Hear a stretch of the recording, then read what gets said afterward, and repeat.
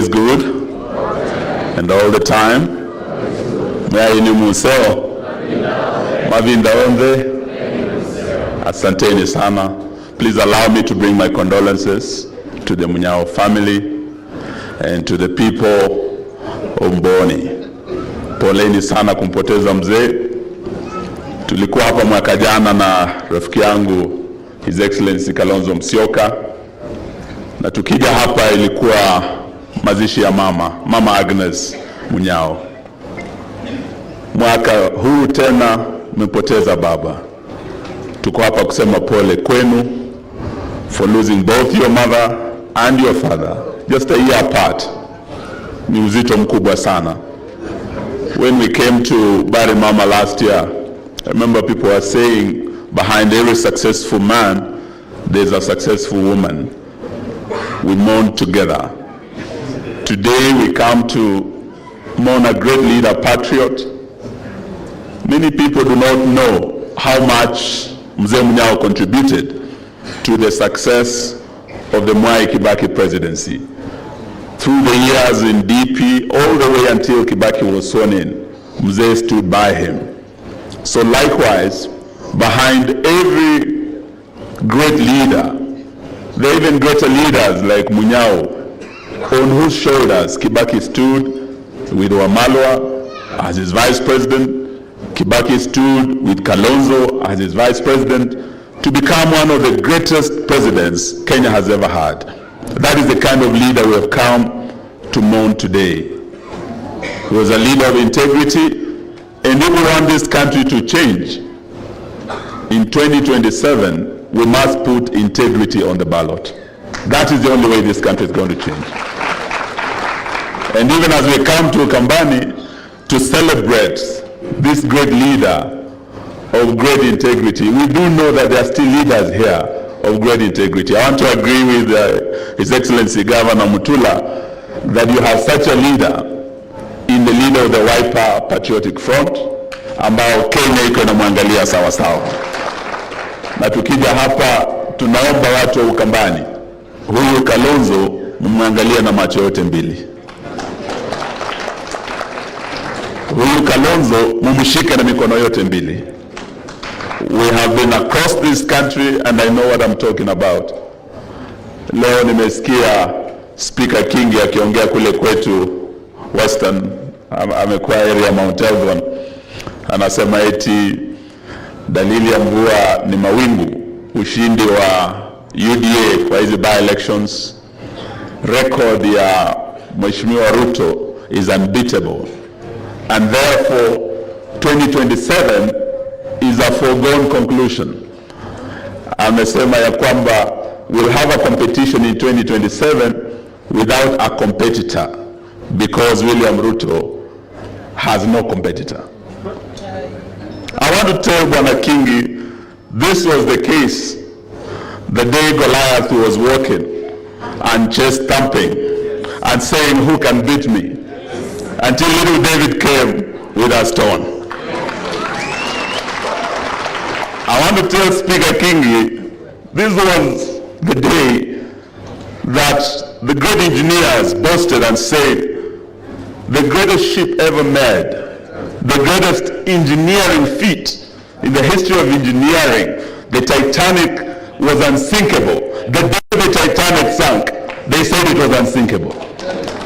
So today we come home to celebrate this great leader and to tell those who are just stamping because of the rigged elections in Mbeere, where his party won.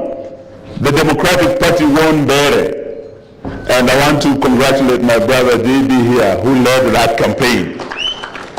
Mzee would have been buried today with a victory for his great party, the Democratic Party, if it was not for the rigging. And we want to say today, the democracy that Munyao fought for with Kibaki and his team, the team that brought the second liberation in this country, the team that brought back multi-party democracy at great sacrifice, that democracy is in great peril.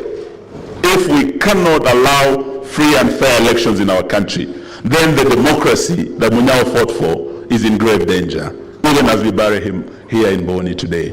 We must do everything to defend that constitution that he fought for, to fight and protect multi-party democracy in our country, because it can be lost.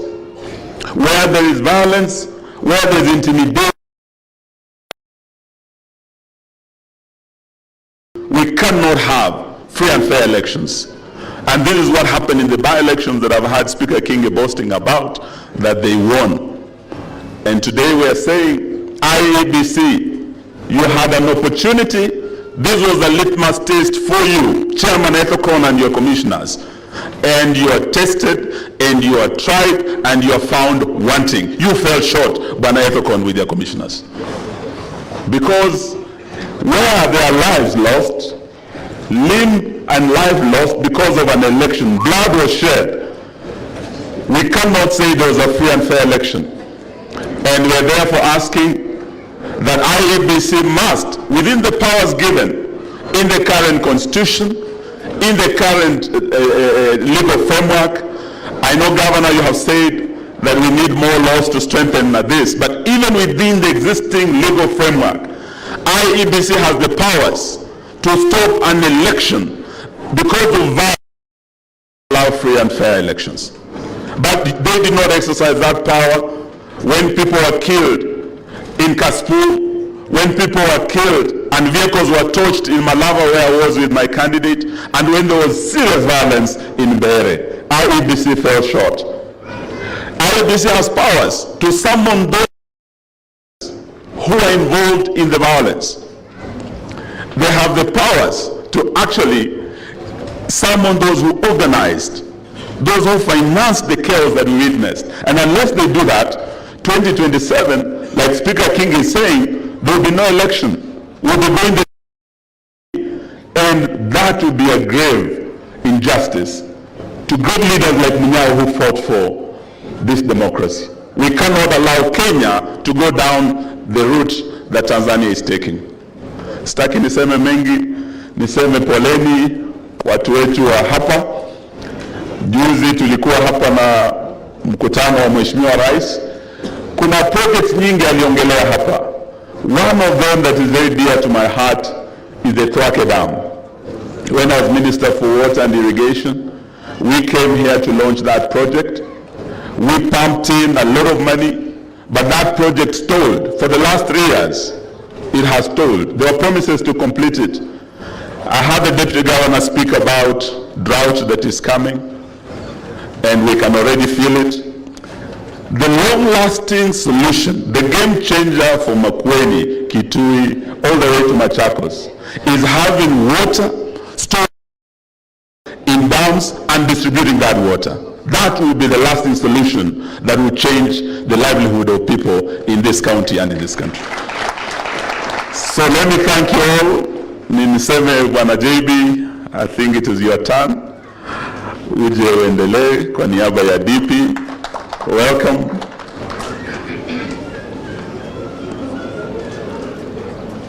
And on behalf of the Democratic Action Party, we say pole to you as the party leader with our DP team. Na niombe sana, kule kwetu tunapenda kutuma salamu. Waluo wanapenda kutuma salamu sana. Mniruhusu tu mzee apeleke salamu zangu kwa ndugu yangu Wamalwa kijana na rafiki yake Mwai Kibaki.